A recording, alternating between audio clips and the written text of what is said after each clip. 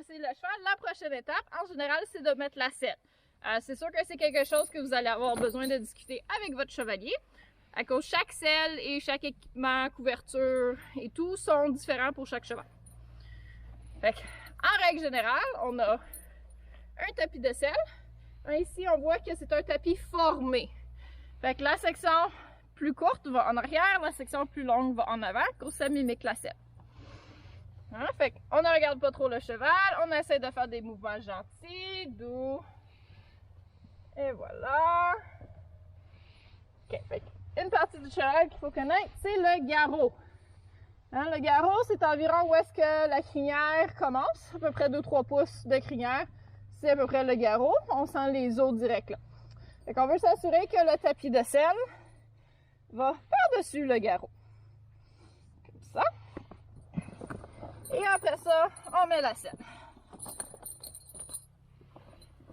Ceci est une selle anglaise ou de trail. Les selles western, en général, sont un peu plus massifs, sont faites plus carrées.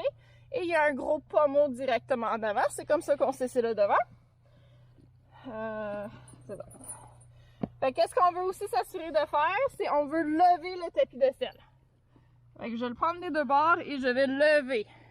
Hein, la raison, si on laisse le tapis de selle collé contre la colonne et on serre la sangle, ben là, tout le poids du cavalier va être collé contre la colonne sur le tapis et ça peut blesser le cheval. Allez, et voici la sangle. Ça, c'est une sangle anglaise. Fait que les selles western, seuls les billets sont en dessous du flap. Fait qu'on fait juste les glisser. Ici, un pli est à combien? On va aller au premier. Après ça, on va à l'autre bord. Fait qu'on peut soit passer par en avant, hein, s'il est attaché. Bonjour. Je lui dis que je passe. Un cheval qui mord, on évite de faire ça parce qu'on a un risque de morceau. On s'assure que le tapis de selle est bien plat, pas de problème. On passe notre main en dessous du bedon. En même temps, on check qu'on a bien brossé et qu'il n'y a pas de cochonnerie. Et on prend la sangle. Là, on va lever ça vers le haut. Fait que là, en ce moment, la sangle n'est pas serrée. Elle est très lousse. Hein? Si un cavalier embarque comme ça, en ce moment, la sangle va tourner et il y a risque de chute. Qu'est-ce qu'on veut faire? Il faut serrer la sangle, mais de façon graduelle.